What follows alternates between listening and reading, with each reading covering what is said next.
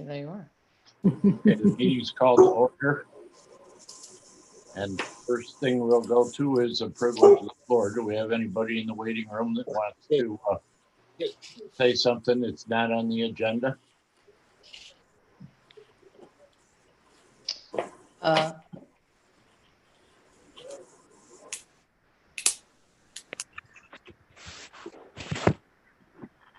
DJ, does that mean no?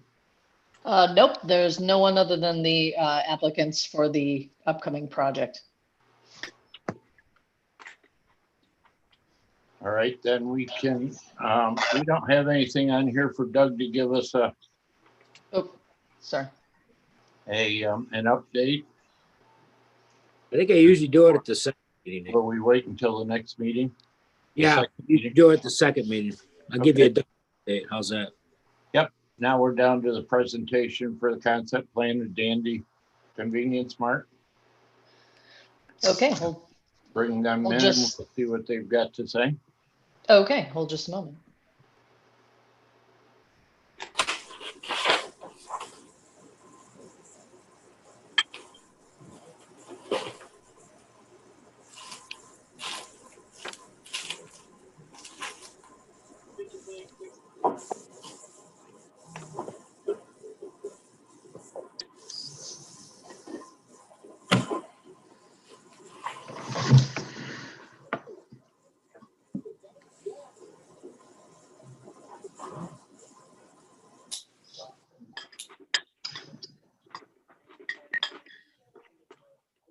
Hello, James. Good evening. And Dwayne. Hello, everyone. Hello. All right. So we're interested in hearing what you've got to say. Dwayne, do you want to go first or you want me to go? You can kick it off, Jamie. Okay. Then I'll clean up your mess. As always.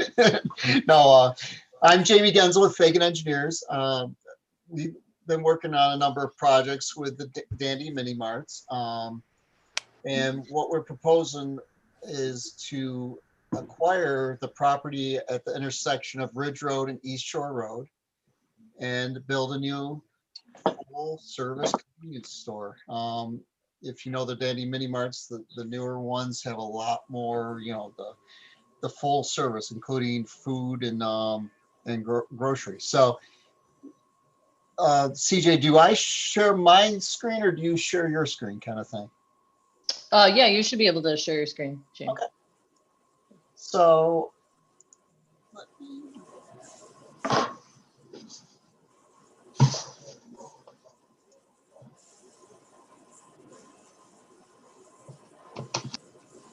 can you all see that then? Yeah, we can. Good. So, you know, we've just gotten into doing the concept plans, and Dwayne and I have been working on them for a number of weeks, and so I reached out to CJ to you know, ask what the process is. I haven't done anything in Lansing for, I don't know, for a while now, and so I just wanted to get caught up with you guys, and she offered that we could present an informal sketch. So what you have in front of you is like I said, it's our initial draft. We haven't, I think some of the PDFs still have blank spots in them. So please bear that in mind. But we did want to get in front of you guys as early as possible in the process so we can get your input. What we're looking at is roughly a 4.7 acre set of parcels. There's a number of parcels that we would obtain. And by the way, that property line goes to the center line of the road. So that does include the actual right of way of 34 and 34B. What that includes is, I actually can show you the individual properties, but I think I'm gonna just focus on the existing. So we're talking about 4.7 acres. There's a number of buildings on the property right now. Those would need to be removed and demoed. And what we're looking at is there might be a necessity to obtain a little bit additional property over here. It's about an additional 100 feet of frontage on the south end. The actual site plan for the concept is roughly an 8,400 square foot store that would have islands on either side of the store.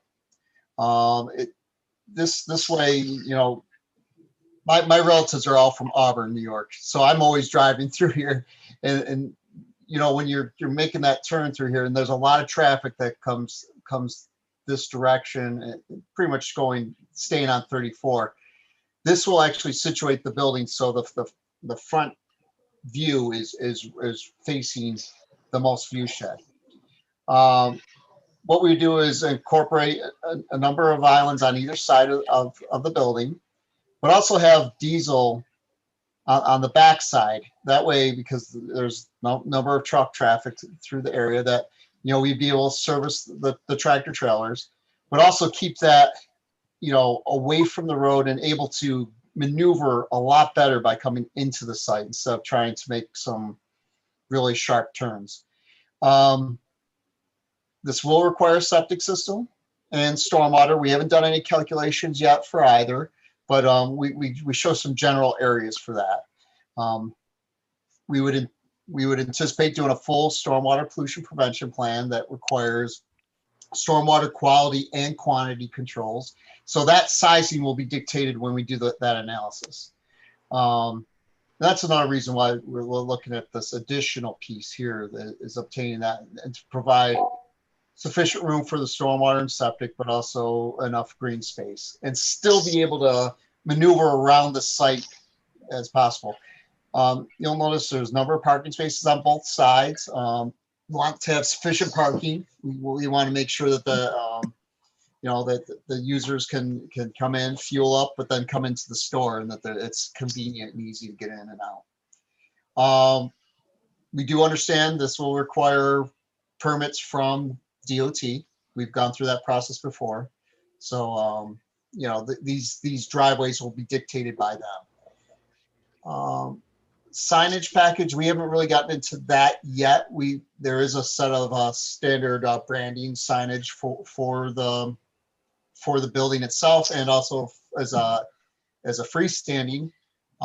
We'll need to go through your zoning and sign ordinance in regards to that, which we have not done yet. Topography, you all pretty much know that site pretty well. It flows mainly from the northeast down to the southwest. Pretty straightforward. That's why the stormwater basin we're thinking is going to be somewhere in this area. And then utilities, we still need to work those out, the septic and such. And water, we would connect onto the public water. And of course, we'd have, you know, our standard details and E&S plans and such. But And I got a planning board meeting. What's up? What's up? So that's the basic concept. What's that? Yeah. Dwayne, do you have any comments that you want to add in? No, Yeah, I got it. should have introduced myself. I'm Dwayne Phillips, the general manager for Dandy. Thank you for No rush. letting us put this drawing in front of you tonight. The only thing I would add, Jamie, is what is shown on your drawing is lot number 1. Is a property that, as Jamie already alluded to, you know, we're working on a purchase option to purchase that extra 100 foot of road frontage. Knowing that, one, we may need it for stormwater and septic, but also we think it will be important for the driveway on the south side of this property to be as far away from the intersection and the stacking that happens there as possible. So once we actually start the calculations and start doing the drawing, at least in my mind, we'll be moving that driveway farther south, which will make it much easier navigation for large vehicles, but it will also make it a lot easier for people exiting the site to go whichever direction they want. Whether they want to go back to the light, it'll give greater stacking ability. So you're saying move the driveway to where you have it outlined in red? Yes. Okay. Yeah, we typically try to keep as much stacking as we can, away from the intersection. Just to give you, I was actually gonna pull up a dimension real quick. We're talking, the current location of the driveway is roughly 289, say 275 feet center line from the intersection, which is acceptable from DOT standard. But the easier we make it for people to get in and out, the better, obviously. It's in everyone's interest, not just from the traveling public, but just, you know, if we make it easier for them to come in, they're more likely to come in. Just one question. Where do you plan to have your tanks? Unless I missed something on one of your plans. We haven't No, shown them yet. Okay. Yeah, go ahead, Dwayne. Well, the way we've got it drawn now, and again, we could go a couple different directions with it, but they're likely to be, I would say, on the back of the building, between the back of the building and kind of the truck parking area. Somewhere in there where the tank field could feed all three islands. And that would be obviously below ground. Yes. Yes, sir. And obviously that has to meet all the required standards, New York State standards. Are you going to be having a drive-up window at all? It's very possible. We haven't nailed down exactly which building prototype that we would like to build here. The one we've plotted on here is a design we've done that has basically entrances off both sides. We're not currently operating any drive-throughs, but we're trying to figure that out to see if there's a place for it in our business or not. What type of food will you be serving? It'll be everything we do today, which is deli, pizza. We have a frozen drink program, coffee, fountain. So you won't be working with a regional or national franchise then? No, it'll all be Dandy proprietary stuff. Okay. How much truck traffic do you expect? Honestly, I don't know what to expect at the site. Obviously, there's a large amount of truck traffic, but you can see by the drawing we're as focused on the truck traffic being able to come to our site and park to come get coffee and food as we are the fuel part of it.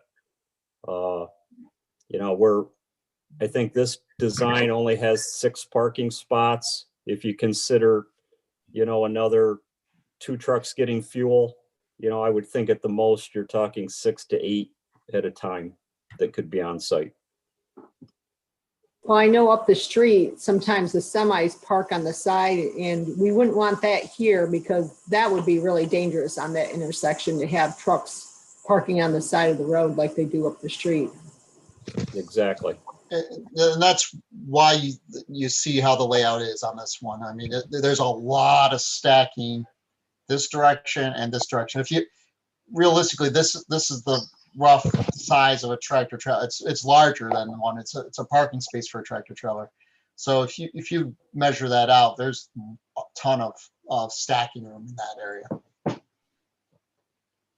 Do you have any indoor seating for food consumption, as well as the outdoor seating? Like, will it end up being a little coffee shop or something? Yes, there will be. We typically provide between 25 to 35 tables, chairs, booths, you know, a variety of seating for our customers to choose from. That's pretty good. Huh. That's been missing in the community, since the old, I forget what he was even called, the pit stop. Yeah, they had quite a few seatings, and I know a lot of people like to go and have coffee and converse with their neighbors and whatever, and that's been missing in Lansing. So you're talking 25 tables, capacity 100, or 25 seats. 25 seats. Okay. Thank you. What are your hours of operation that you're planning on? We haven't looked at that yet in terms of what this site would support. We do operate some 24-hour locations. The majority of our sites are 5 a.m. to 11 p.m. Ultimately, it gets decided by, the amount of business and what is supported. What type of building style? It'll be a steel framed building. I don't have any elevations currently to show you. I don't know if anyone's familiar with the building that we just built this summer on County Route 64 in the town of Big Flats. Oh, yeah. That's probably footprint and design. It's a lot of materials on the exterior. There's wood, there's tile, a lot of different textures. It's a modern look, but it's a very, I would call it contemporary. Are we talking about gable end roof or flat roof? Flat roof. We would maybe ask that you look around and take a look at the roof styles of the buildings that are around you. If there was any way that you could make it a little more in step with the construction type of the buildings that are there. You've got quite a historic building across your street there, the Rogues Harbor. Yeah, and you've got a renovated building, with the blue roof there, silver roof, whatever. It's nicely renovated, hip roof. To the west. Yeah. What are your heating and cooling plans? On our building's a one slope roof, and the units go on the rooftop. What type? Propane, electric, what type? Usually propane or natural gas. So we're gonna want you to look at the county energy efficiency guidelines for heating plants. There is no natural gas available, is my assumption. Right. Heat pump might be something they would like. Yeah. And if you could take a look at the possibility of using a peaked roof. Okay. Or at least a roof that looks peaked from the road.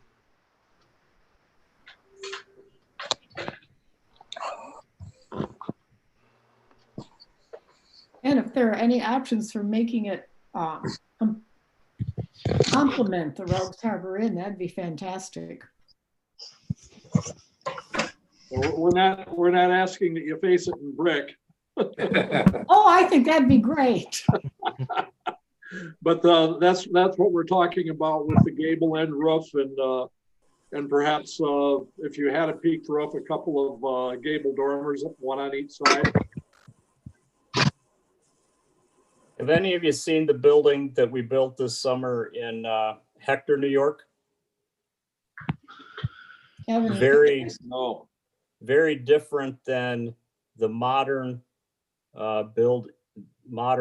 I call it one slope roof, flat roof that we built in Big Flats. We did a similar building in Hector, except that the exterior for that community was a farmhouse style.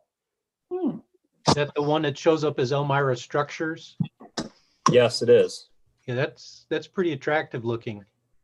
You know, we were able to take the building and the efficiencies, you know, that work for us and adapt those exterior features to something that, you know, the community wanted. Yeah, we'd like to see that. If you Yeah. have pictures, yeah. So is there enough land there for stormwater runoff? Yeah, we need to do our calculations, but there's a good amount of land there. Yep. Okay. Well, what we do is, obviously we file DEC standards and, you know, we always try to be conservative and actually make it a little bit better, improve the situation is usually our bottom line. We do need to do some investigation into the soils and what we got up there, but that's some of our next steps. The big thing is we wanted to see if there was any real unnecessary items that we're not finding in the zoning and such before we really start progressing into the design side.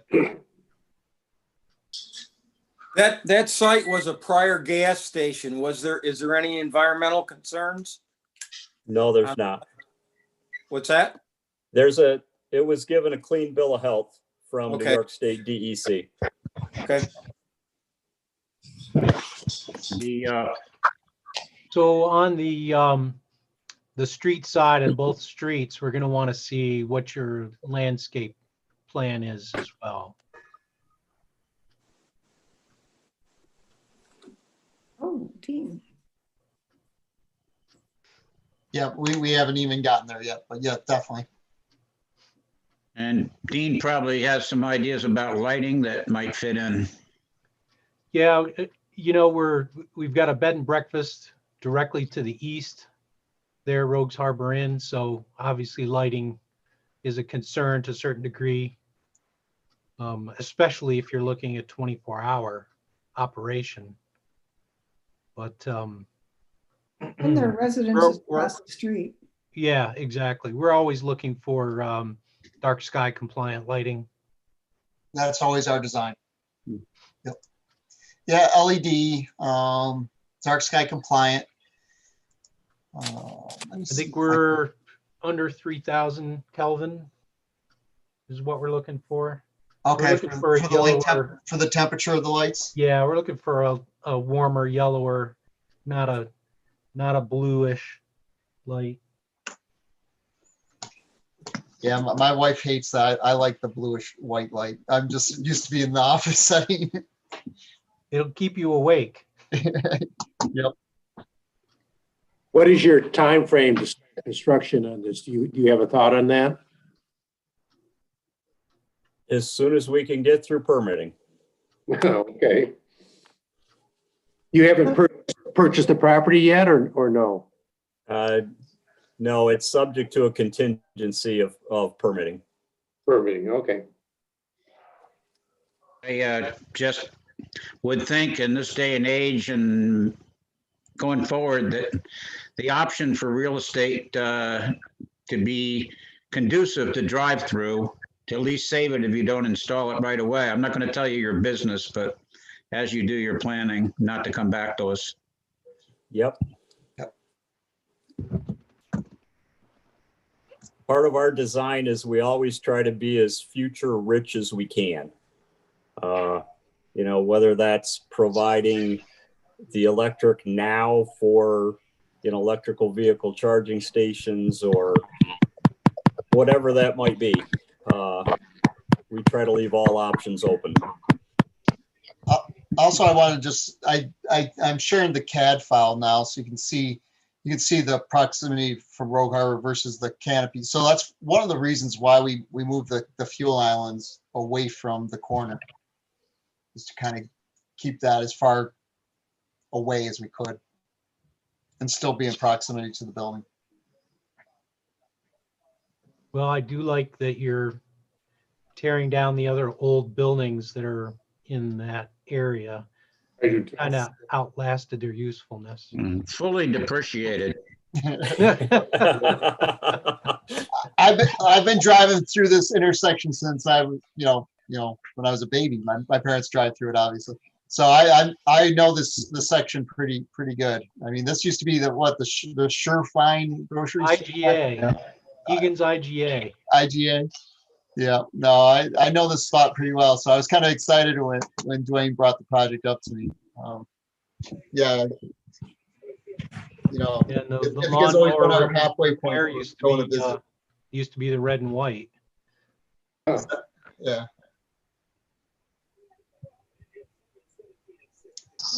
Pit stop. I don't remember the pit stop though. I just remember it being there, but I don't remember specifically calling it the pit stop. I know the other one in Genoa is pit stop.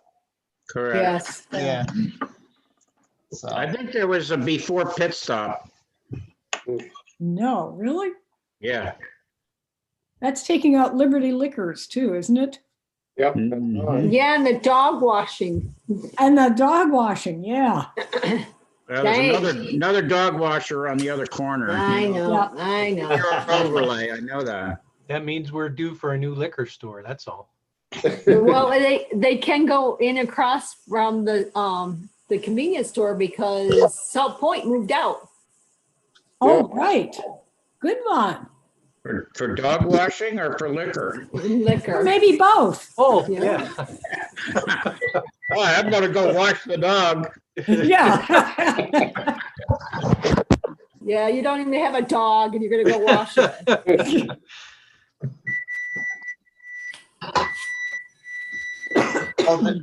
Like that dog right there?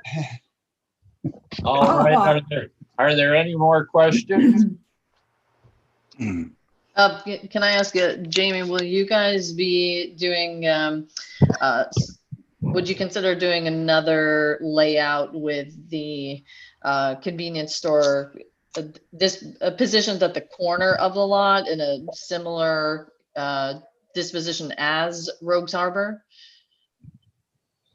you mean like taking the building and rotating it? Yeah, just curious if you would. The problem with that is then you'd rotate. Well, here, let me. All that parking. Yeah. Yeah, it will present some site challenges. I'm just trying to think. We kind of played with that a bit. The problem is then you're starting to bring that fuel island closer to Rogue Harbor because Right. I'm going to do something I probably shouldn't do with my CAD, but Right. Yeah, I'm just thinking more toward trying to make it into something of a gateway, just so there's some kind of visual language with each other, or closer to the corner. I'm not saying it's practicable, but I'm just curious if it's at all being considered. we looked at that and it really it does impact that flow of the tractor trailer. This is more conducive for the tractor trailers to come in, and it's kind of like a sweeping motion. But Sure. also remember, we have to always have line of sight for these the two fuel islands, for the gas fuel islands, with the actual clerks.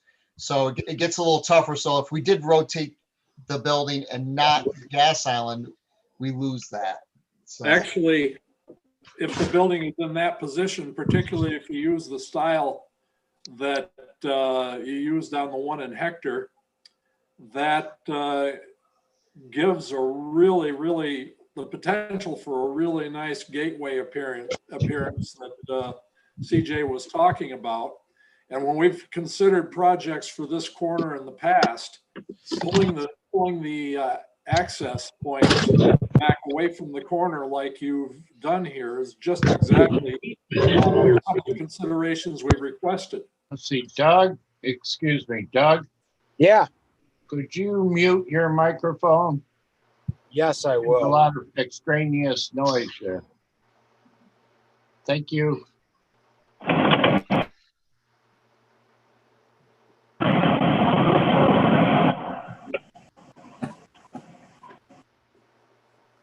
There you go. I emailed there- everybody there's more? that exterior, by the way. I did too. very attractive. Good. Are there any more questions or comments? I assume you're gonna have some kind of planting or some. Definitely. Definitely bushes gotta, or- we just showed generic landscaped areas right now. Right, We'll definitely get some, once we get this all situated, because especially, like you said, if there's the gateway approach, you have your outdoor scene, landscaping here, this will become an attractive place to stop. That's the Right. bottom line for us. That's what, this is my civil engineering symmetry drawing right now. We'll get some better eyes on the landscape side onto this next. okay. Thanks. But as we nail down the exact store, that'll let, Jamie and I look at other options and, get the positioning dialed in so that, we get the safety, right for both, I would call it, the general public in cars and vehicles, and we try to avoid conflicts with the bigger vehicles. So when able, we try to kind of segregate them on separate areas of the property, and we'll nail the building down and what that looks like, and then we can finalize those traffic patterns in the exact location. Yeah, and we gotta get our sidewalks in and all that too. That's not shown right in that drawing. Have you guys talked to NICEAG? Not yet. Okay, because I've heard some kind of mixed things about, because of the natural gas moratorium, about being able to serve a property that had a building. So whatever the load was as established as of the moratorium in 2015, that's my understanding, is that that's the possible load requirement. But have you checked in with the business energy advisors yet? And I know you're familiar with them, so. Yep. I'm No, sure you'll be doing that too. Okay. I just want to. We do I was actually kind of excited you could get us on so early to look at this, but we just started getting into, how this site's going to look, and now we need to get into those kind of details. We appreciate your time. It helps a lot getting input early on, as we all know. Oh, we appreciate you coming in front of us at this early stage and asking for our ideas. We certainly do appreciate giving them to you. Is the reverse true? So thank you very much. If there's nothing else, we'll move along, and we appreciate you being here. Thank you. Thanks, guys. Appreciate Thanks the for your time. Thank you.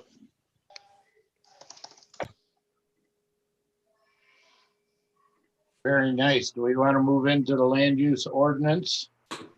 Sure. See if we can finish this doggone thing tonight. Then CJ's got lots of work, and we want to provide her with stuff to do while she's in Florida. That's right. Be careful, she might rope you into coming over and helping. Right. That is Oh, right. that's an attractive building. Okay. Just a moment here, and we'll be on our way. Actually, before we go into the audit, could we hear from Guy first? I know he had a hard stop this evening. So if we could switch our agenda around just a titch. No, I don't want to switch because he's going to go watch Ohio State. And that's a good reason for us to switch so that he can. Or can't. If Clemson had made it, I'd be leaving. Guy, are you there? Hello, Guy. Yes, I'm here. Okay, do you have some remarks that you wanted to give in the open forum of the meeting? Well, no, not really. I was asked to attend to provide any input or general advice on the ORES regulations and solar law updates. And as noted, I hadn't seen what the updates were, and the final ORES regulations. They're still going through comments as far as I know, so I don't know how timely that input might be. And then the other thing that I was asked to speak about, I had answered a question about that was specific to a project that will remain nameless, about how far down the road you can go in terms of custom tailoring conditions. And I provided some answers and some resources relative to that. And, basically suggested that, very, very site-specific discussions like that probably are inappropriate for a public meeting, but general Q&A would be appropriate, particularly if you wanted me to take something along the lines of what I had sent as the program I did for the Conference of Mayors and Association of Towns and Planning Federation for newly elected public officials. And there's 3 or 4 different versions of the how far can you go conditions in site planning and subdivision special permit review. And some of them are pretty minor. Some of them are very specifically built for whatever questions a particular town has.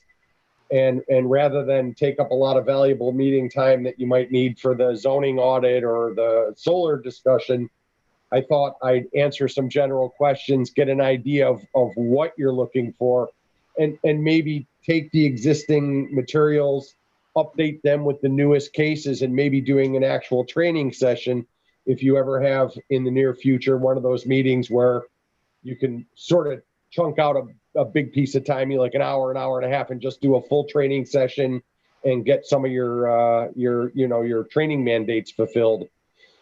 But just giving you a generic summary, given the experience on the board, I'd really want to target into the Q&A type of issues that you have on conditions. Some towns are very concerned about buffers. Some towns are very concerned about architectural standards. Having zoning, you have allowed and non-allowed uses, and that gives you some authority. Towns that don't have zoning pretty much have only allowed uses. So with those 2 things being on the agenda and knowing that you really didn't have time here for a training session, and that's really something very different from a public meeting, I thought I'd put the floor out to you guys as to what questions you might have, be it about where ORES is, what that landscape is looking like relative to the preemption question, or what issues are you running into that you might want some good case law and current updates on when it comes to site plan conditions and things like that. I, for one, would appreciate having an hour and a half training session if you could put it together and CJ could coordinate it. But I think that it would be handy to have it after the ORES regulations are finalized, or at least the question and answer period is done. Does that make sense, or do we think that's going to be months and months and months? Well, otherwise we could do 2 training sessions, one after the ORES and one on the site planning possibility. Well, it's hard to know, but realistically, looking at what is the what's called the SAPA, the State Administrative Procedure Act, they have to reply to all of the comments that they've received, and first they have to read them and classify them, because they don't have to provide individual replies, but if they get 122 comments about setbacks, they can identify why their regulations are the way they are. They're clearly doing, site-specific type regulatory controls for these larger projects. And if you've read the 116 or so pages of regulations, there's really no site plan or seeker impact stone, for lack of a better term, that has been left unturned. My take on it is they fully intend to occupy the field, and it will be their list of presumptively reasonable regulations that will be largely controlling. So my advice so far to municipalities, be they towns or villages, has been to really identify those things that you have that are unique to your community, that you can really, for lack of a better term, drill down in and do some extra regulation to help protect. Classic example would be, why would you want to exceed what's considered the presumptive reasonable setback on that New York State sets forth? And my answer would be, well, the steep slopes and the unique natural areas and the visibility and the impacts on tourism and the shoreline of Cayuga Lake. That's a classic example of a place that a one-size regulation doesn't fit all. And you could probably justify a bigger than, state recommended setback to protect that lake, especially given that those steep slopes give you no real chance at stormwater management or treatment. So that's sort of a direction that a lot of my focus has been going. I won't say that all municipalities agree. There are some quote unquote think tanks out there that basically say make your regulations as powerful and onerous as possible, otherwise you have no voice. And I personally think if you've read the ORES regulations and the actual Article 23 law, it's more likely the opposite is true. But every community will have to decide what they think is the appropriate balance and decide what works for them. And the first few that go through it, just like Article 10, will be the ones that set the pace. Guy, what about decommissioning and restoration of the land? What we were concerned about when we were talking about those portions of the law, we were kind of following what we already had as standards for removal of the material and restoration of the land afterwards. What sort of protection can we offer the farmers or the people that are concerned about the land at decommissioning? Well, the ORES regulations have a pretty substantial decommissioning requirement. And the environmental impact review for anything that's ag district or ag related is going to trigger at a minimum, as written so far, the standards that are set forth by ag and markets for agricultural land restoration. So my take on it, as I've advised several communities in Seneca and Cayuga County, is that if you can demonstrate, again, it's document.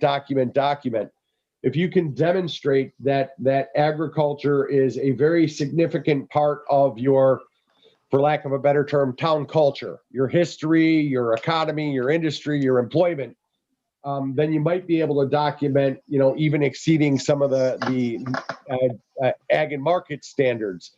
So for instance, ag and markets generally does not mandate removal of conduits more than 4 feet below the surface.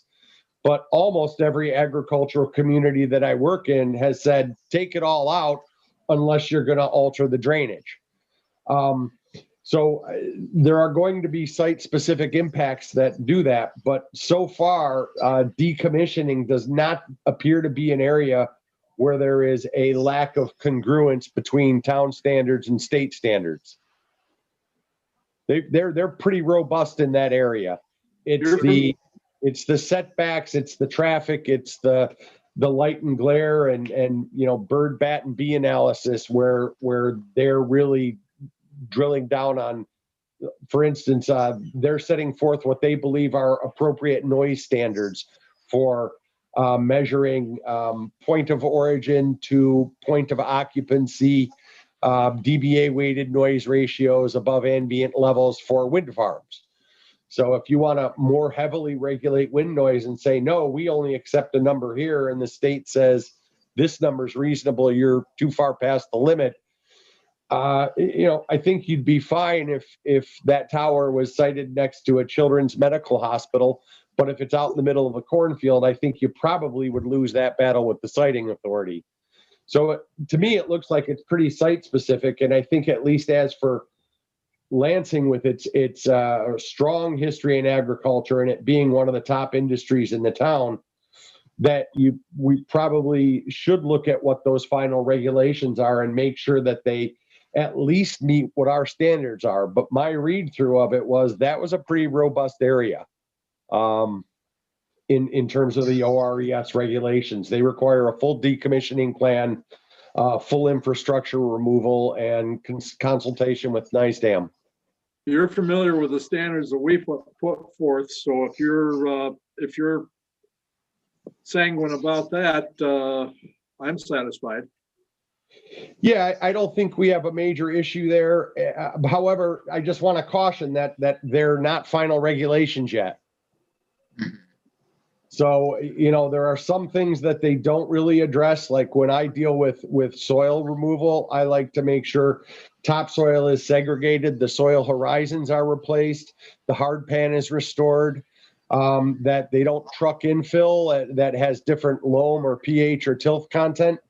But those are things that are covered by ag and markets. And I think those are things when you're in a strong agricultural area, those might be regulations that are congruent with, even if slightly more restrictive than the state, that you might be able to justify. You'd at least have a seat at the table. But if you're going to say something like all wind towers must have 1/2 mile setbacks from all property lines, roads, and buildings, whether occupied or not, I think you're not going to get a seat at the table with a standard like that. I'm not saying Lansing has that standard. I'm saying I'm drawing a parallel between something that's a little stricter than the state standard because it's important to your specific community and you can document that, versus just picking a number and saying it applies everywhere no matter what. The latter is more likely to be, for lack of a better term, arbitrary and capricious. And just like it would have been overridden under Article 10, it'll get automatically overridden under Article 23. What about visual buffering between residential areas and the industrial sites? That's an area where the state has mandated buffering, and I don't recall off the top of my head how robust it was. It's an area that's much informed by seekers because it depends on what are the view sheds affected. And I use that word on purpose just to get you. But my recollection from the draft ORES standards is that they are not as robust as what the town has, but they have left a lot of that to the site-specific review. So Guy, the planning board discussed items that they felt were important, such as expanding that buffer. When and how do we implement those? Expanding what buffer? The setbacks, the distance of the setbacks. I believe we discussed that last meeting, correct? Board member? Yeah, I thought we had brought it down to 1 to 200 feet. That's pretty consistent with where the state levels are. So again, the setbacks are one of the issues that, at least I haven't reviewed all the comments, but that was one of the most commented upon concepts that they have there. And they received a lot of comments also about noise and health effects with wind farms, but that's not what we're dealing with right now. I don't know where their final numbers are going to go, but I recall that the state had a number of setback standards that were, basically 100 feet and some that were 50 feet. I'd have to see exactly what the final regs are when they go there.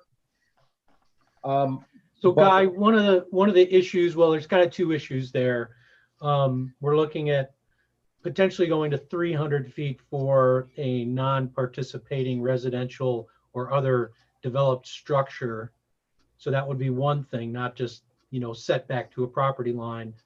But the other thing is we're looking at potentially a huge kind of hockey stick shaped swath through the town. And one of the impacts that that could have would be an impact on the animal population and their ability to move around. And so we're looking at potentially larger buffers or setbacks on streams and between properties to allow for better movement of animals, because potentially kind of segregating our entire town from northeast to southwest. Okay, I mean, I understand that the state has delineated what types of wildlife, rare and endangered, bird and bat, take permit, section, whether it's federal or Part 182. They've delineated and scoped out exactly what would be required in that process.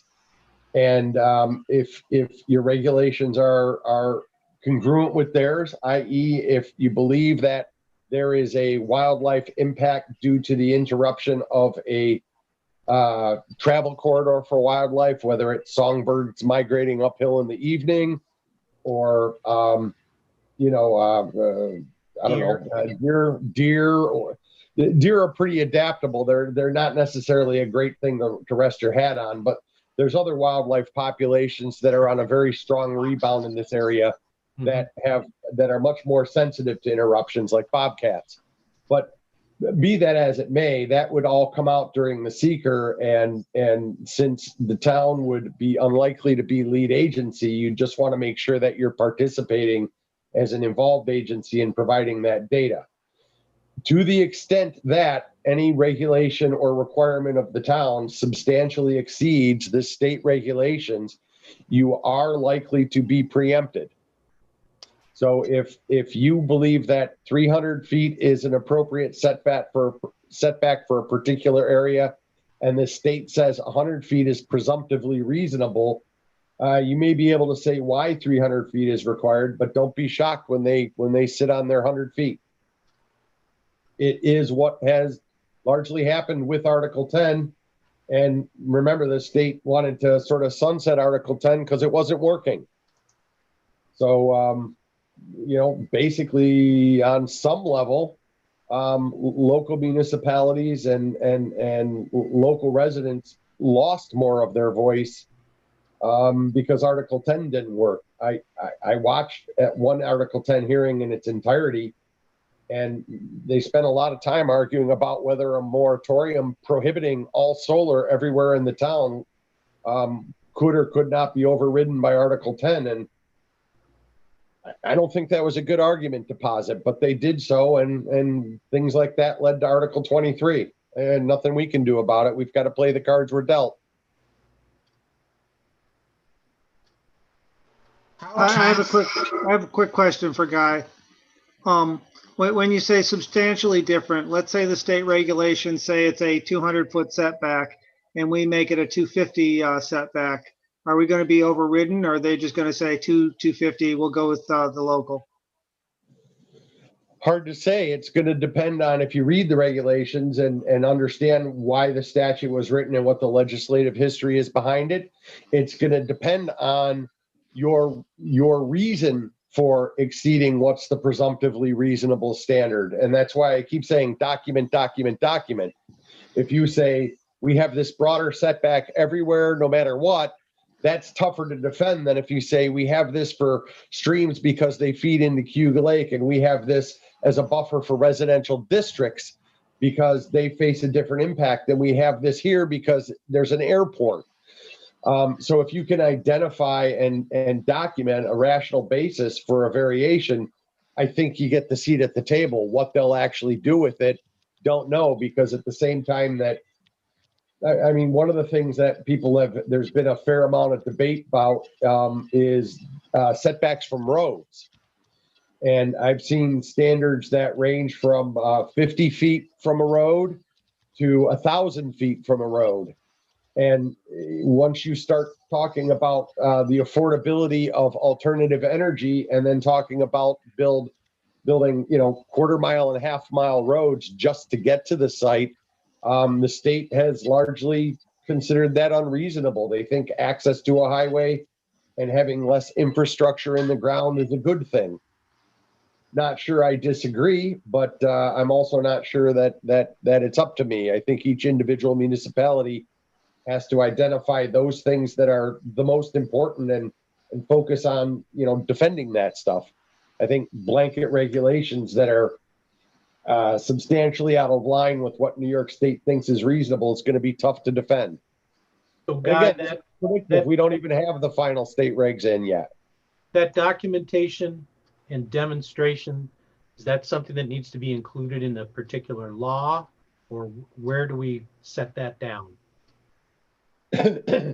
Well, it can be in the law, but it makes a law unwieldy. But you know, you know all those painful whereas clauses that sometimes precede resolutions? That's where you really document your history and your why, and you can demonstrate these are the factors that led us to set that standard. Your environmental review of any change to a zoning law or a solar law, which is basically it really is just a variant on the zoning law. It's a special zone just for solar and wind, which is a whole nother issue that I don't want to get into. But you're going to want to document in your resolution and in your seeker finding statements all of the factors that really suggested and or mandated that a higher standard than the state minimum was needed in a particular location for a particular purpose. Again, I think the steep slopes and the unique natural areas and the fact that Cayuga Lake, especially the southern basin, is an impaired waterway with a lot of creeks leading to it, is a classic example of something that you might need to protect. Some of the gorges elsewhere in the county are pretty classic examples.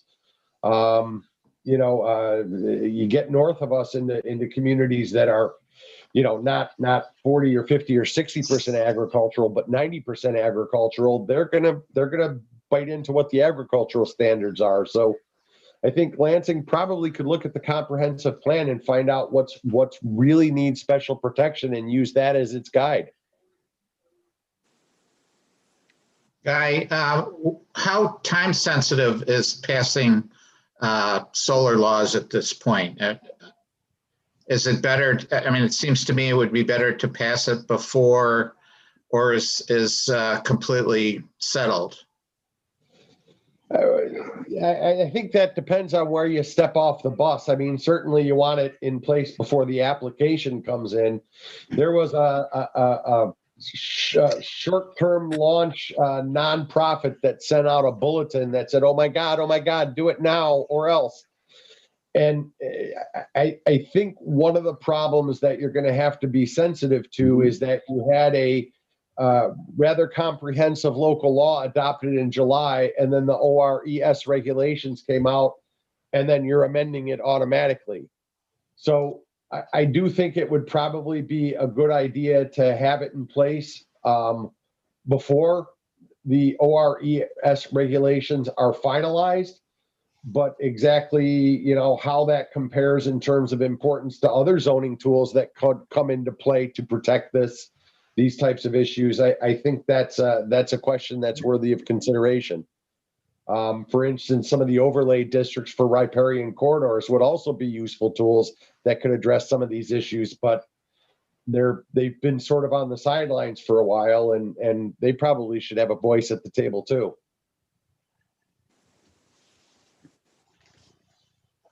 Getting back to early days, at one time, Larry had brought up just normal site plan, how far we can push that in shaping our developers' thinking. I don't want to take up time with it. What you're talking about is very important, but that's something that might get kicked around. Well, I would go along with what Jerry said about having a planning session on that. Right now, one opinion that I have is ask them for anything. The worst they can say is no. What would you say about that? The big question is if you ask them for something that's reasonably close to what they're already demanding, your chances are that you're going to get it, I think is what Guy just said. Or you've got a better chance of getting it than if you're asking for something that's drastically different without a good reason. Okay, well, I'm out of line here. I was talking about Larry's questions some months ago about ordinary site plan. Maybe I'm... Yeah, So- no, So was I. I understood your question as relating to the more general site plan scoping training thing and not necessarily being a continuation of the solar discussion. So I think I heard you. Okay. And as to Larry's comment, because I think he also understood what you were aiming at, I agree that unless you ask for it, the answer is going to be no. But on the other side of the coin, everything that you ask for creates a record, and you need to think about what are the consequences of stepping too far over the line.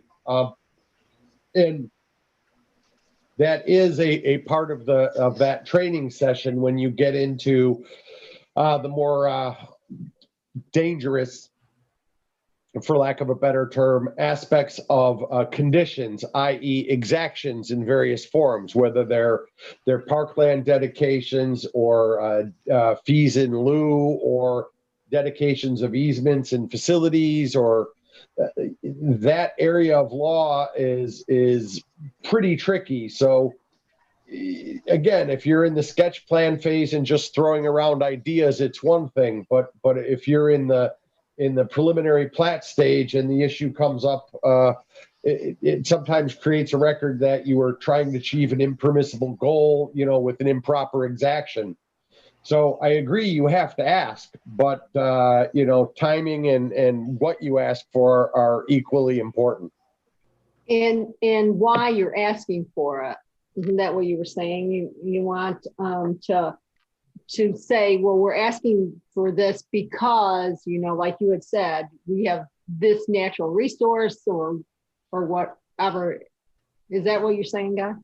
Well, that's part of what I'm saying. That can be persuasive and let a developer know why. But for example, let's take what is an all too common example that I deal with regularly, and that is a neighborhood exists and a 14 acre or 10 acre piece of land has never been developed in the neighborhood. And everyone loves having this big open space and watching the birds and walking their dogs and having a place where their kids can sled or skate or whatever, right?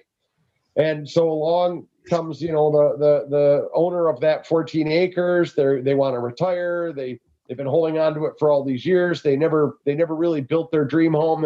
They sell it to someone who's like, well, I'm going to subdivide it and put in, 4 houses or 5 houses. And predictably, the neighbors all come along and say, we don't want to lose our private park. Not to take the words out of CJ's mouth, zoning through owning, but fact of the matter is that if the land is so heavily imbued with public importance that it just can't be developed, well, there is a solution for that, and it's not an exaction through the approval process. It's called eminent domain. And so you can't exact in exchange for a permit that which you must acquire through Fifth Amendment process. So there are lines about that, and part of the training program goes into the really sort of classic cases of the 90s from the U.S. Supreme Court that covered that in the early 2000s. And they didn't have a ton of impact in New York because that was always the standard in New York, because New York had always been very strongly against impact fees because they viewed impact fees as unrelated to the police power. But other states, sort of collected them like Halloween candy. Well, how much can we get? And I think you want to avoid having your hand out and, as you suggested, really target the why and the reasonableness of the request and make sure that it's the cost of it from a regulatory compliance or monetary perspective is not out of relation, is not disproportional to the impact or harm that request is trying to ameliorate or mitigate. And that's the rule of proportionality. And when we do our training, we'll get into that too. So, Guy, is the answer modifying your site plan review regulations to include those items? Well, I think in a zoning overhaul, the town probably will be modifying its site plan review regulations.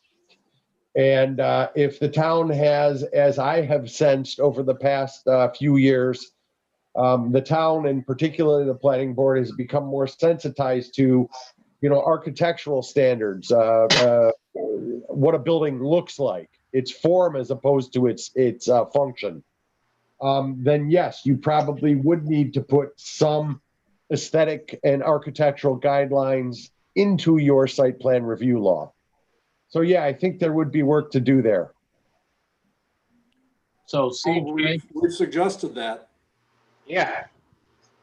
Well, I think that'd be fun to do and see just how, I'm not talking about being crazy on people, but how much we could ask for reasonably in the regulation.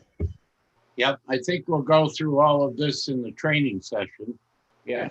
Do we want to try to set that up, CJ, at Guy's convenience at either the March meeting or the April meeting? That sounds great. So March, we have March 8th, if that is preferred, or we have April 12th. Both of those days, if there's one that's better than others. Sooner is better than later. I agree. Well, it depends a little on Guy's schedule. Yeah, I don't know what my schedule like is for March or April, but since at least half of the program already exists, I'll say I'll work with CJ to pick out something that works for everyone. And what I would ask is, if there are specific things that you have questions about in site plan, i.e. aesthetic or architectural controls, get me a list of what those issues are or what those questions are, and I'll build a focus on those particular points, because you guys as a board are really strong on traffic, pedestrian, and even buffering. You're stronger than most. So maybe we focus on the areas where you're looking to gain, better mastery, for lack of a better term. And architectural and aesthetic standards are really, really vexing, because there's a lot of court cases that take those down. So they do have to be treated differently than traditional site planning standards, including because if you look at Town Law 274A, there's absolutely nothing in there that says you can do aesthetic standards, but the courts still recognize it. So it requires a little more particularity so that it's not a wholly subjective determination. In other words, the zoning must give you guidance as to what those standards are. So, like the community I grew up in, Ohio, they had architectural standards. It was Western Reserve style.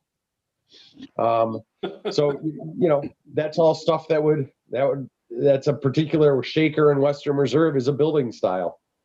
So it's up to you guys as to what will work, and ultimately up to the town board and input from the public as to what gets adopted. Do you think town board members should attend the class, Guy?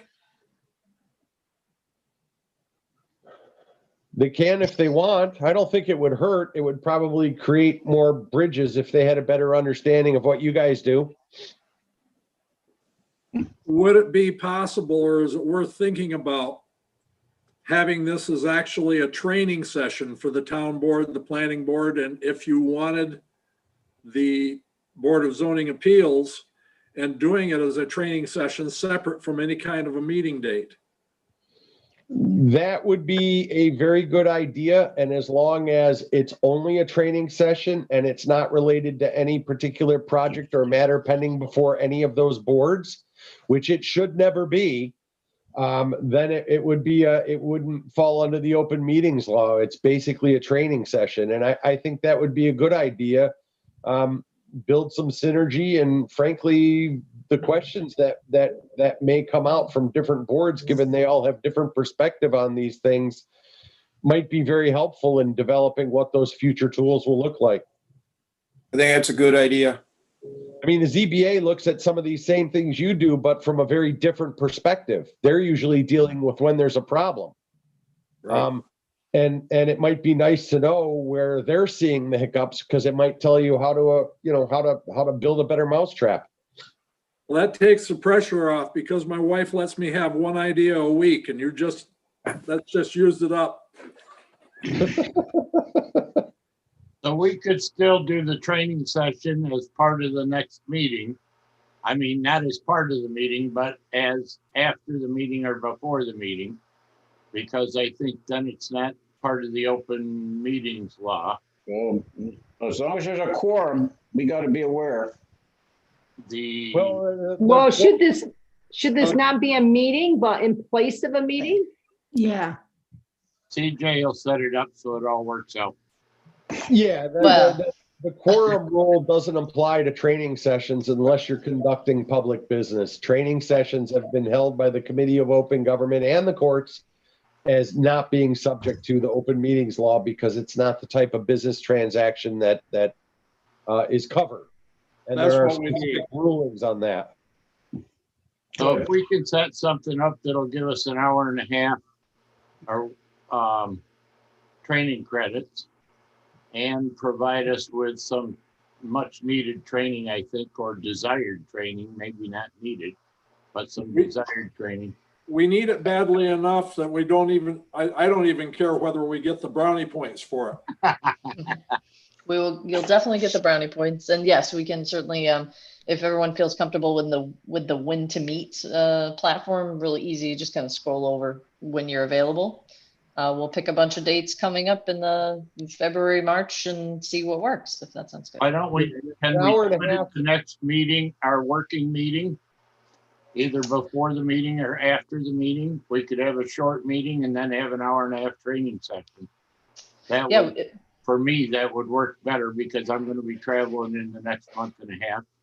And those dates may be easier for me to remember to show up. We'll let you take your computer with you, Jerry. I'll have something with me to be able to do this. I just have to remember to turn it on and use it. So am I hearing February 8th might be a top contender, Monday, February 8th? Just good. If that works with Guy, we certainly could do it during that meeting, the working meeting in February. And we would invite the zoning board and the town board to that meeting? Is that correct? Well, wait one, everybody. We're doing this as a training session, not as a meeting. Well, we would Have to be invite clear, them in order to fulfill the criteria that Guy is talking about. Okay, yeah, I misspoke. So Yeah, the I meant training session. Yes, I'm sorry.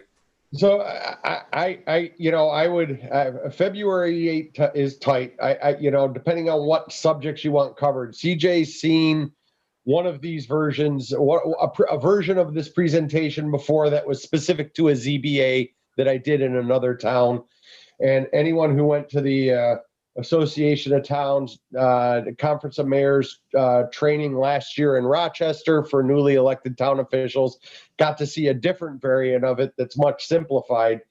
I think I'd want to use with you guys the more interactive, a more detailed version.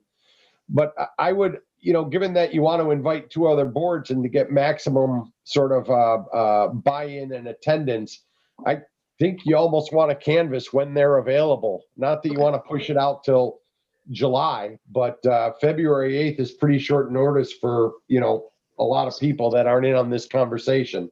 But it's too important to do half-assed. Let's tentatively set it up for the first meeting in March and see if the other boards can comply. If they do, then that'll work out well. If not, we'll have to talk about it at our February meeting or the next meeting in January. Can we record it so that, can we record it so people who can't make a meeting can see it at a later date? I don't see why not. I was going to say that's up to Guy. Well, I've had all sorts of my presentations recorded without my permission, but this one I would certainly grant permission. Do we even want to hold it on a regular meeting date? Why not?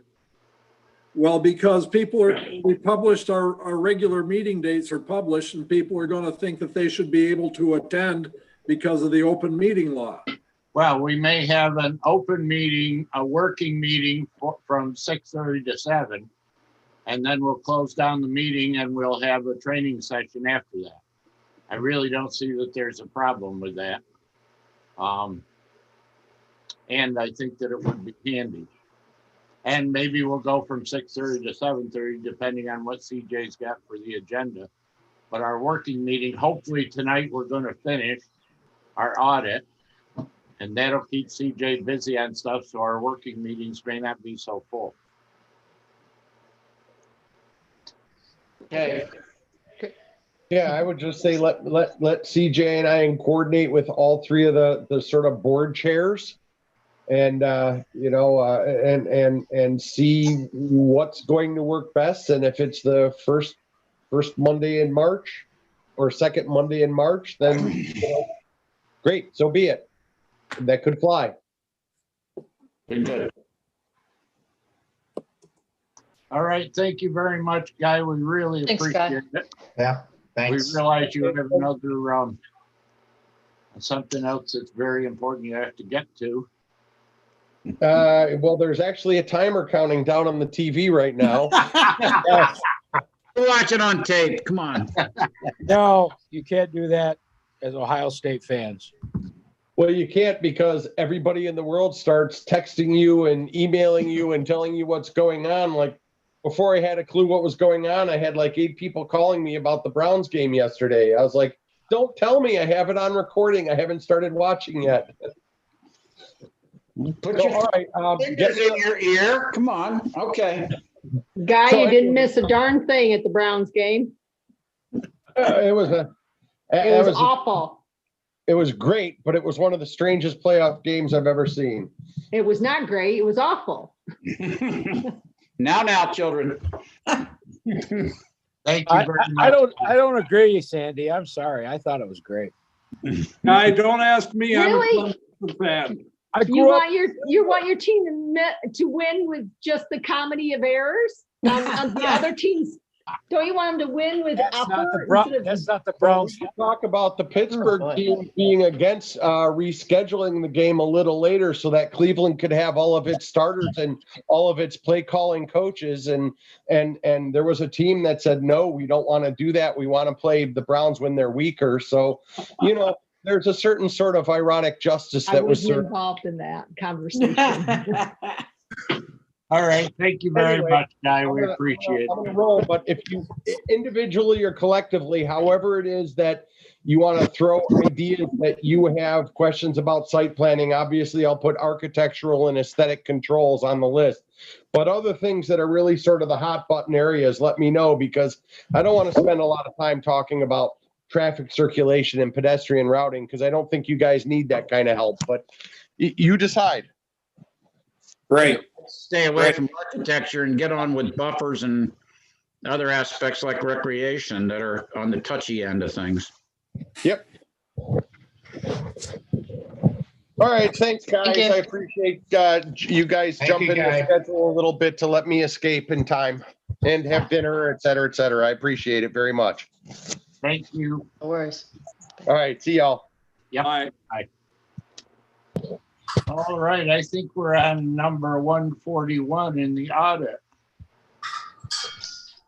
Go for it. Okay, everybody, if it's all right, how about we just skip the zoning board of appeals questions? Because they're not really that relevant to Yeah. this board. And we've addressed some similar questions. Of course, we can go through them if you prefer, but Let's go through them quickly. okay. Let's do the All right. Okay, yes, absolutely. Can you pull them up? There he come. Absolutely. Okay, do regulations specify in the clearest possible term exact power to be exercised by the zoning board? It looks like the answer is yes. Yep. Okay, do regulations assign certain non-appellate functions to the zoning board, such as issuance of special permits or granting of site plan? No.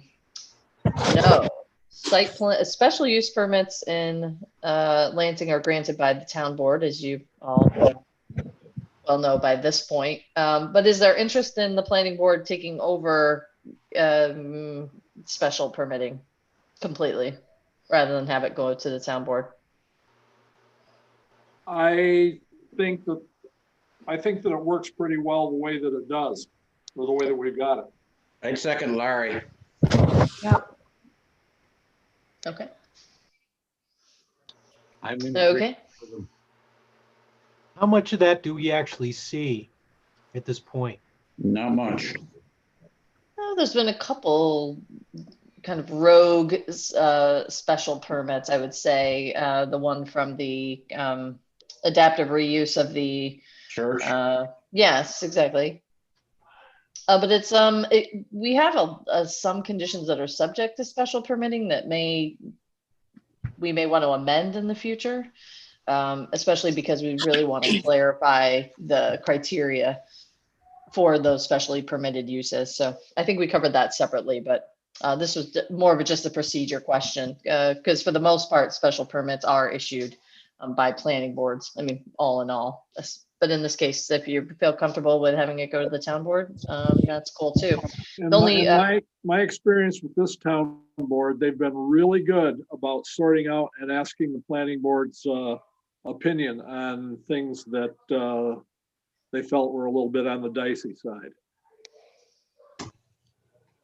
okay, I would think, to me, the only real issue I see with it is if the town board were to make findings that would be different from the planning board, that could get a little tricky. For the most part, when I'm advancing a special permit, and the planning board has recommended it, I go under the presumption that the town board will probably just accept the resolution verbatim and will not bring their own findings as part of that. So that's the only place I could see it getting a little tricky. And I know Guy, how he feels about special permitting. So we'll probably end up going over that in more detail, but it's good to know that you're okay with that with the town board for now. I would like to go over it a little bit at some point. Have a discussion about it, but as far as I can see, the town board has the prerogative to take our advice or not. We're very thankful that they generally do, but if they didn't, that would certainly be understandable, as long as they had a good reason. Yeah, I think the tricky thing would be if, because the uses that are subject to special permitting are also subject to site plan review, there could be kind of a tricky middle ground somewhere where the planning board could, technically approve the site plan, but then the special permit somehow kind of gets wonky. So anyway, just something to think about. I would just suggest that when we figure out what the criteria are, we would then understand which board would be best to decide which criteria. So, as we figure that answer out, it'll become more apparent which board should be issuing which parts of the permit. Okay. That makes good sense. Okay, do the regulations establish training or attendance standards? Absolutely, yes. And you're all familiar with local law 1 of 2020, which Heather hopefully sent around to you already, which I think she did. Does the Zoning Board of Appeals act as an advisory body when zoning regulations are under consideration? No, not as I'm aware.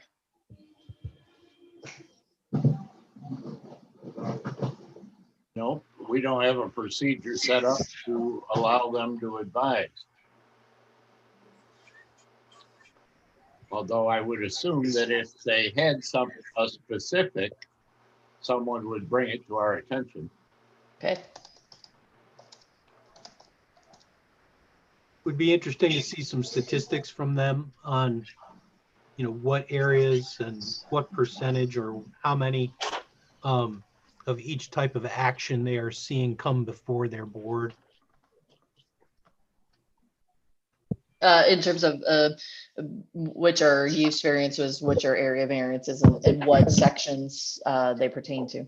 Right, whether it's frontages or setbacks, or what are the issues that are typically coming before them?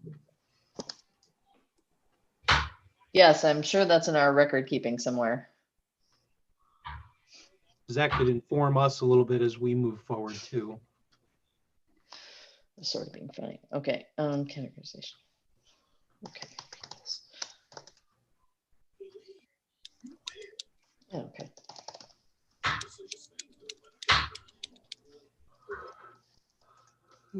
Yep, that's the whole point, so that they can report back on how frequently different types of appeals are coming before them. Okay, does the zoning board follow a well-defined procedure in conducting its meetings? Yes. Does the zoning board of appeals use well-designed appeal forms which clearly indicate the basis upon which its action is requested? I think that we could use an update.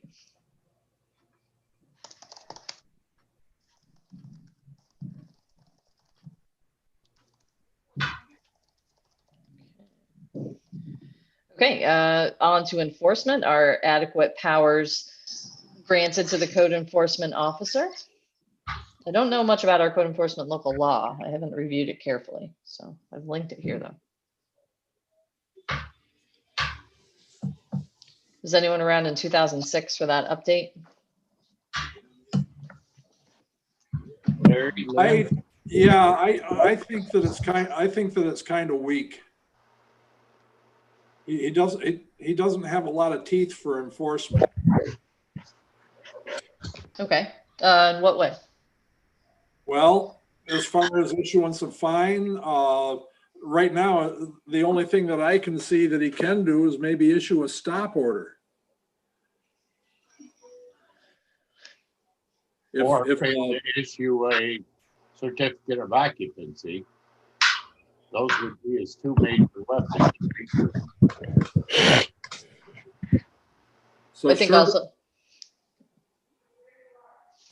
Go ahead, Larry. I was just saying, short of a stop order or a C of refusal to issue a C of O, he doesn't. You know, there's no middle ground to prevent either one of those somewhat draconian measures. Have a lot of procedures in the building permit end up needing interim inspections? Seems to me like the last time I did a big concrete pour, I had like 3 inspections or 4 inspections before I could actually pour the concrete, let alone with some afterwards. That's correct. And so there may be some teeth in state law or in in the building code that give him a little bit more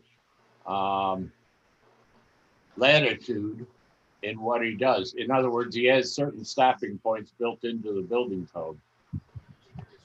Is that correct? It's been a while but that's not necessarily, I think, enforcement in the spirit of the way this is being put here. I went to a seminar or whatever, webinar on zoning law enforcement by a couple of people. It was New York State, obviously. And I don't know whether you have to have stuff in your town law to allow fines and stuff like that. There seem to be opportunities under town law, New York State town law, to allow enforcement of zoning issues, different than building code issues. And I wish I could remember everything about that webinar, but it seemed like there were codes there, and maybe we can get chapter and verse from Guy as whether we need to reference those or the town board has to make them available. I don't know. I would suggest there's other points that we want to look at too. Like we require someone to build a buffer and 3 years later they take it away, or all the trees die on the buffer and they don't bother to replant them, or the buffer settles to the point that it no longer really exists. No stranger. I think it's not just about building, it's about what happens afterwards and how that's enforced. It's the enforcing property maintenance code and some of those other things. For sure, John. Fines aren't huge, but they can fine the same amount every day. So at $200 a day, it adds up. Well, and then we get into our idea on bed and breakfast and enforcement rules for something like that also. But I think that has to be built into the town code. Well, you also have to look at the enforcement aspect of it. Who's doing it? And I mean, how- if that works out, I mean, if that's the way this ends up, I mean, all this stuff has to be enforced. And at this point in time, I don't know that that can be done. Well, we'll put Not that, to say it can't be, we're just hiring more people. Just Well, something to it would think be about. It would be something we need to discuss, and we need to discuss it with that in mind. Exactly. And in my brief discussions with Lynn, Lynn Day, he's so busy right now for enforcement for him is awful tough. I mean, so that's a today problem or a yesterday problem or a tomorrow problem, but that's what I hear from this. So, I think he responds when somebody calls. I think he does that, but to actually going back and checking on, has this been done? Has that been done? I don't think he has time for that. I have to say though, he does go to great lengths. For instance, he was telling me recently about going and checking out, I think you may have applied or approved a site plan for the church recently that's on East Shore Drive, or at least within the last few years. Yeah. And he went out and examined the trees and make sure they were healthy and in the right spot. And so he's, fairly careful and diligent, but yes, town of Lansing is 70 square miles. Right. So Easily get overwhelmed. it's a lot for one person. we danced way back with Ottenshot and what went on there. We have to see which side, what we can do. And I do understand about hiring people, but it can be a legal letter. But it does require inspection on the other end, but can that be at the cost of the miscreant? Yeah, it seems like our fines and fee structures are not entirely up to date, like somebody was saying. And I think there was a big case about this back in 2016 with Department of State updated all the guidelines for orders, the remedy, and then appearance tickets and penalties and things like that. So I think, and Guy and I worked on that for another town. And so I think this is something that we can certainly make some effort into updating along with Lynn's help. Should I get a few minutes with him before he retires? Okay, so that's a good question. Then we need to clarify this a little bit. Okay, yes, adequate system developed for checking on the termination date of temporary permits. Yes, there is. And we generally speaking send letters to folks like you were just mentioning. Can improvement be made in the system of record keeping? Oh my gosh. Yes. Always. We're getting there. Yeah, exactly. Always. We're doing a lot of conversion from paper into digital now. And that's been a big help. And Lynn is getting on board with that too. So that's helping out a lot. To the regulations establish fines and penalties, but it sounds like they do, but perhaps they're not adequate.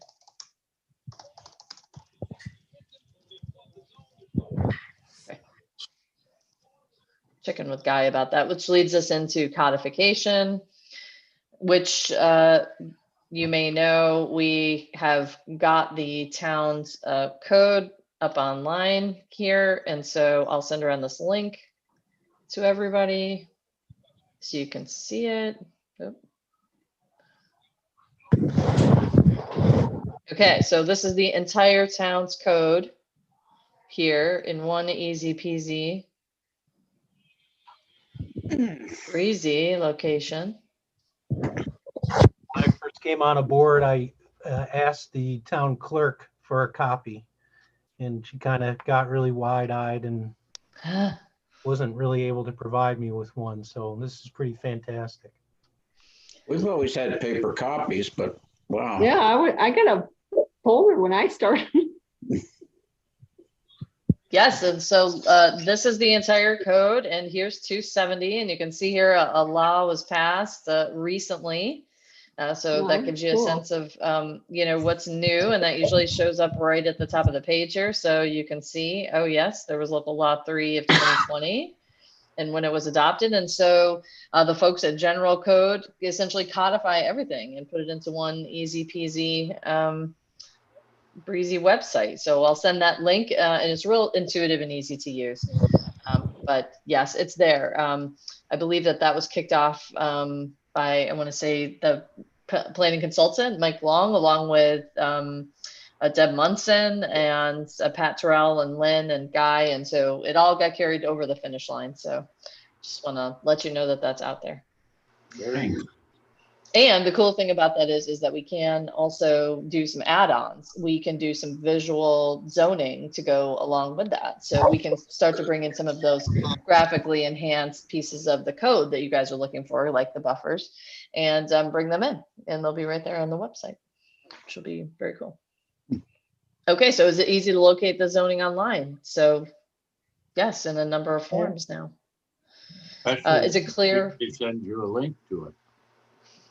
Yeah, and let me stop share real quick and I'll just send that link around.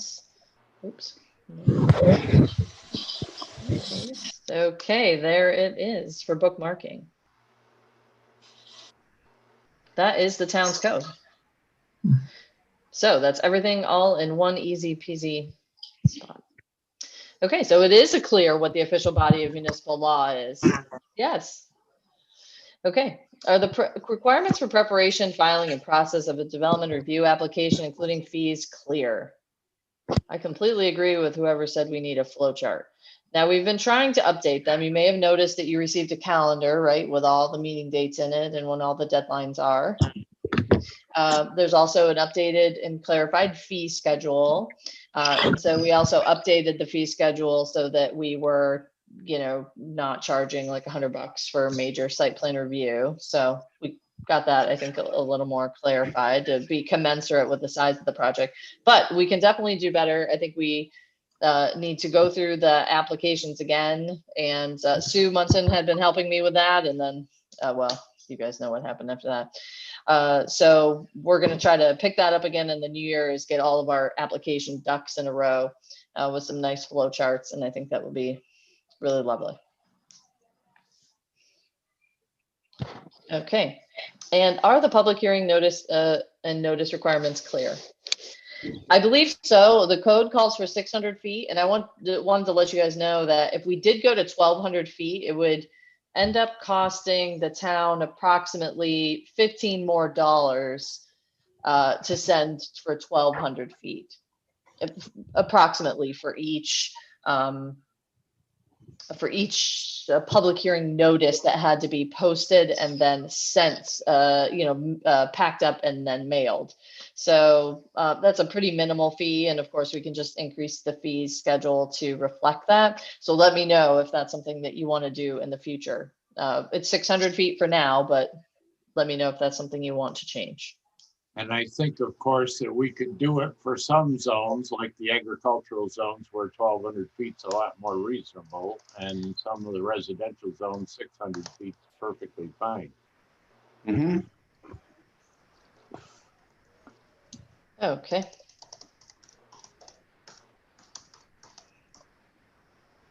Okay. Oops. Okay. Coming down the line here, is there a prescribed street hierarchy in place? Yeah, we have standards for town roads and then low volume roads, right?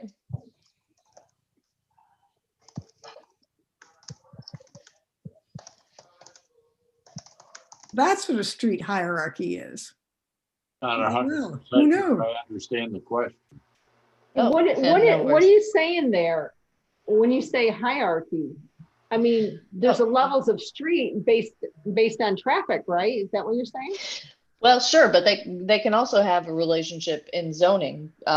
So, for instance, maybe on the good example of this is like on Maple Avenue we were talking about, like why the new setbacks were like you know, 60 feet or whatever from the center line of Maple, when the rest of the traditional, or should I say existing historic homes on Maple are pretty close to the road center line, right? So if we had a hierarchy that indicated where the building disposition could be based on the type of road it was, such as a low volume road, houses could be a little bit closer to the road and kind of give a little bit of that street wall feeling. So it could be an option, basically. Okay. It's a, you know, largely, you know, I'd say most important in urban areas, but it can also help with new developments to create kind of a sense of enclosure, and use less front yard for, you know, just a big swath of yard, although that is a legitimate preference too. Just saying, you know, it can also create a little more definition in a street wall. Okay, thank you. Okay, does the sound have a sidewalk policy? No, and we need one. We don't have any sidewalk. Oh, we have one. Yeah, we have one, Well, yeah. Danny Sorry. was just talking about putting sidewalks Yeah, in. we might get two. Yeah, a dandy one. I mean, when you got two, you gotta have a policy. Yeah. All of us do it. Yeah. Up to two. I mean, we're having a run on sidewalks lately in the last 50 years. We're gonna have sidewalk sales. Oh, bad. I don't know. I think it's a little expensive. In fact, it seems in developments, we've kind of gone to a street program where people walk on one side of a fog line. They're easier to plow. We do have an option, I guess, to have sidewalks on our main street. I guess that situation to the school, I don't know how you put a policy around it, but that's what planners are for. Go CJ. Yeah. We actually have sidewalks in across the street from town hall. And we've got that sidewalk that comes down to the bus stop. And we'll get one out by Dandy Mart if they're continue. So all of that might be able to connect together over time if we had a policy. Yeah. Okay, so a policy for both care and maintenance, and also for location and expansion, sounds like. Especially as the town property increases, I mean, gets developed, I would imagine a lot of sidewalks going in through there. So we're gonna need to come up with some solutions. Should that be thrown in with trails? Be nice if they were continuations of each other. I don't want to get Larry mad.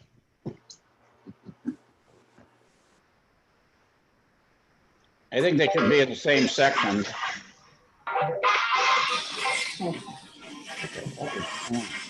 Okay, so it sounds like we need to investigate this a bit more. Okay, do street widths vary by type of zone? Okay, no, we did discuss that. Okay, do we have prescribed block lengths by zone? Do we have blocks? Once we get the street lights. And the sidewalks. I was thinking more for town short center. blocks and long blocks, like New York. Well, I was thinking like town center, you know, like Yeah. it's possible there could be, you know, there could end up being some kind of blocks there. When you get a Right, street in. Well, not necessarily. I mean, it could be something, you know, it could be a very low volume road. It could also be pathways. So it could be non-motorized pathways that help create the block structure. Just thinking. See. I think we need to do that after a beer. Yeah, A Zoom meeting, so we don't break the rules. yeah. Okay. Okay, there are provisions to ensure both pedestrian and street connectivity between neighborhoods. It seems like we've made some progress on this with one of the last subdivisions, and bringing that to the property line. So it sounds like there is a bit of a town or planning board policy to make sure those do connect, right? We've worked on those for years. The problem is who pays for them. And who enforces? And I think we've got that paying part straightened out now. Oh, okay. I guess, I'm sorry, I don't follow the last part. Well, the question was connections and who paid. But I believe that those things have been ironed out after the big hooroo down on East Lake.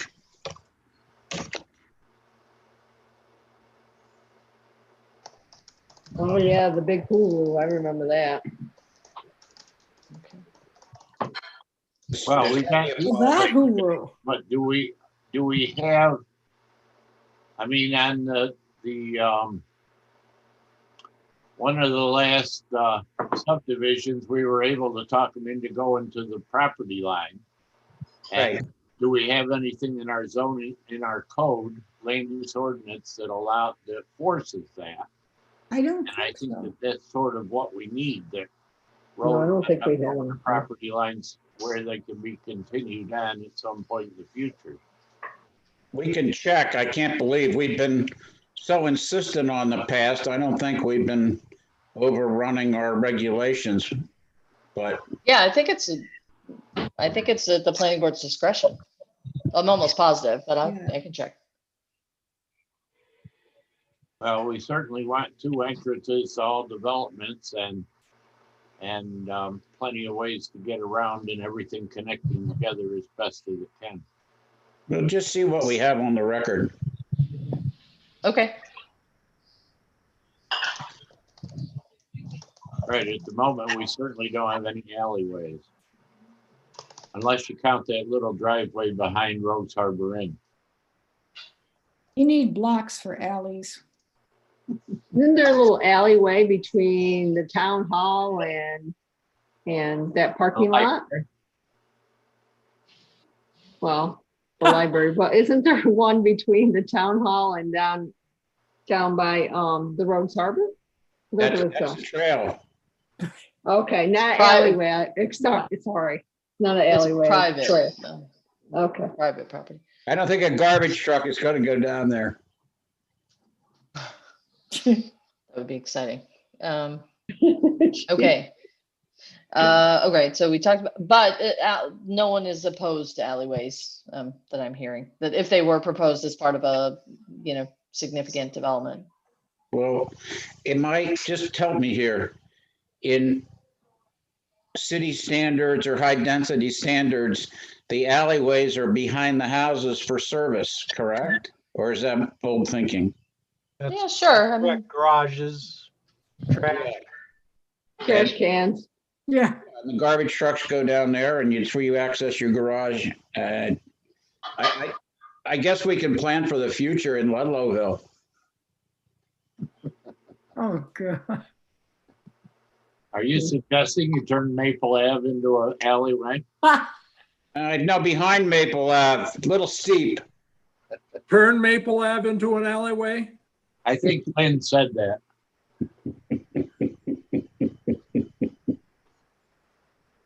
okay, I was thinking more for new development, but okay. Yeah, There you I go. mean, All right. we're not that jammed together that I see. Yep. Well, I mean, they can be a nice feature though too. Yes, they could be with the mini houses and the mini roads, you would have alleys. I mean, if you look at that model, I guess. Or the planned communities where the houses are close to the street and then you have garages behind. Or if we ever Planned got hamlets unit set up. development. Yep. Okay, all right, that's good to hear. Okay, last but not least, are all new developments required to connect to existing or planned walkway, greenway, or hiking trails? Not required, but Not- suggested. Yeah. I mean, it'd be hard to require them because we don't have that many. Yeah. We have no All development because we don't have that many trails. No, that's just the whole problem of the trails. If people came down from Parrington and, told us about their trail system, and they just said, we just made developers do it. And then Guy got on and we had all this business in the courts, and it's like, you can't tell people to do that. I mean, I went through a fair amount of blood with this trail stuff, and it's nasty business, and who's right? I don't know. But yes, it's a great idea. That's questionable. There's two people talking here. But I guess it depends on where the trail is, right? Not in my backyard. Exactly. What if it was an adopted town master plan? Correct. And You feel more comfortable with it? A trail just for the sake of a trail is useless. If it connects to something or goes someplace, then it has value. And I think that's a great idea. The question is, you have to have it built in so when you can have the place for it to be when we try to make that point A to point B, before somebody has 3 houses in the way and a couple of duplexes. Well, some trails just go in a circle. That's okay. Some people. If you build it, they will come. You'll have to forgive me. I grew up in a period when if people had leisure time to walk, they walked up and down the sides of their own roads. Yes, Larry, cars didn't go more than 10 miles an hour then. If they did, we shot their tires out. Oh my God. We have that right now. It's called Trip Hammer Terrace. And if you try to drive through there and there's traffic coming the other way and it happens to be dark, you really risk hitting people. They're out walking their dogs. In their black suits with dark dogs. Yeah, they think it's the neighborhood sidewalk. But have that on Salmon Creek Road. And we had to play the same thing where the guy came in and said the kids ought to play in the street. Got up in Spring Pines. I remember that.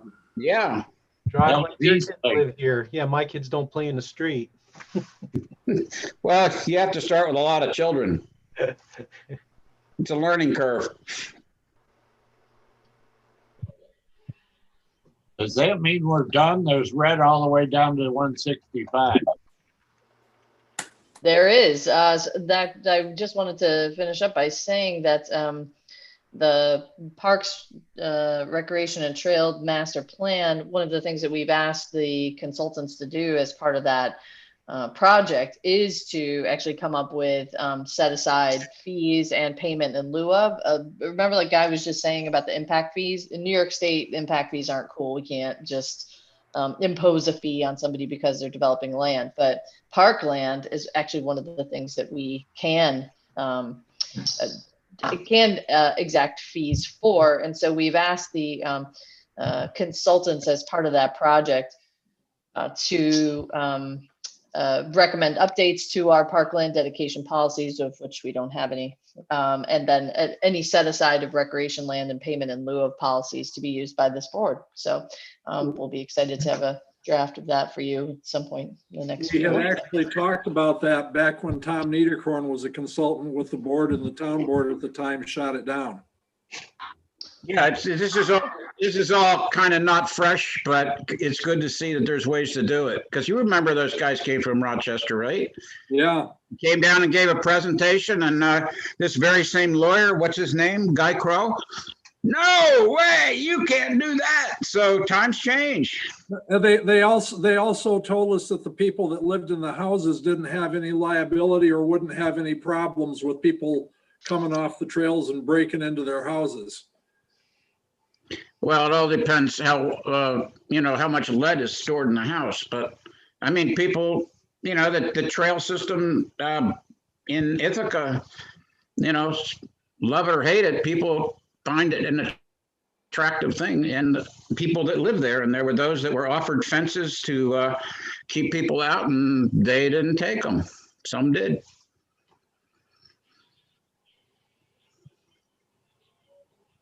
Okay, well, stay tuned on that process. Good. We'll keep you updated on how that's going. Yeah, that's it. So now the next step is we'll prepare a report, a little snapshot of kind of a medium, low hanging fruits high as well. Things that we could get done relatively quickly. And I've heard, I think, some of the concerns about getting some visuals right off the bat. Also the buffers and having visuals of the buffers.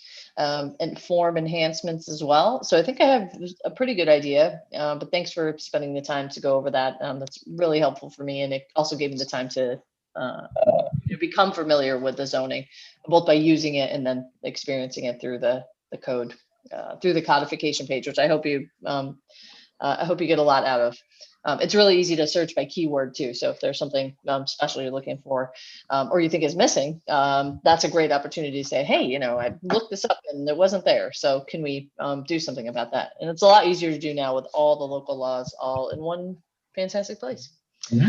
And I really second the flow chart idea that was floated, pushed. Checklists is all about 15 years ago. It's good to see things moving on. I love checklists. Okay. Decade and a half.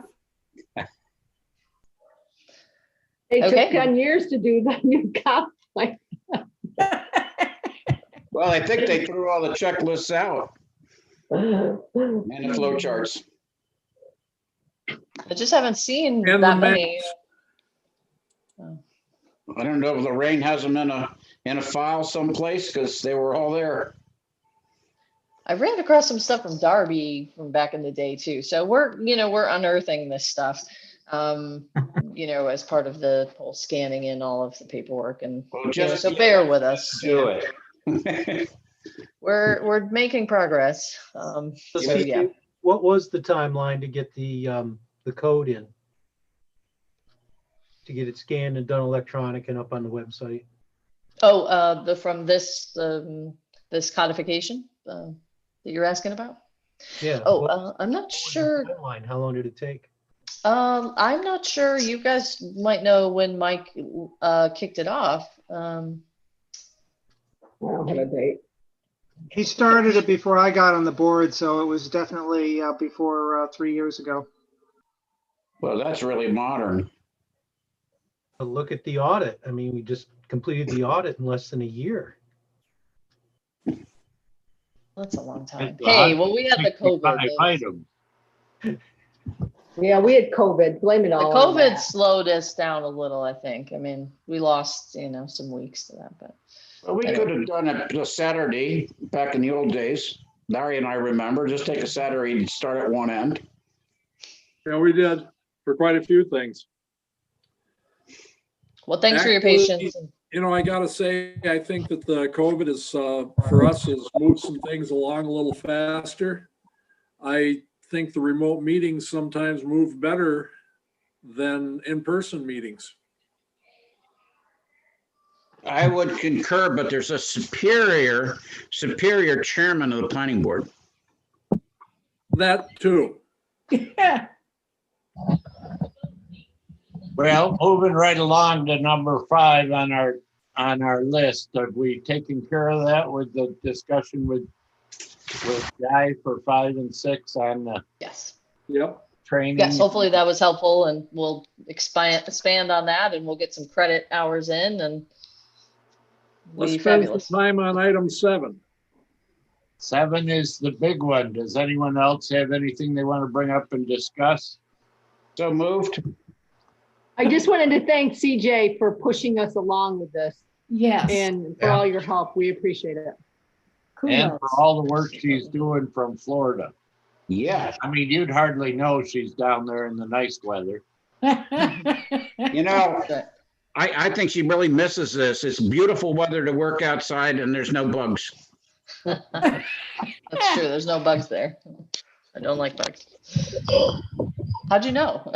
Well, thank you all. And you've done your experience long, some of you very long tenures have really helped me get all of this internalized. So thank you a million. You guys are great. I really appreciate it. Thank you very much. And the meeting's adjourned. Thank you. Long, everybody. Fabulous. Thank you.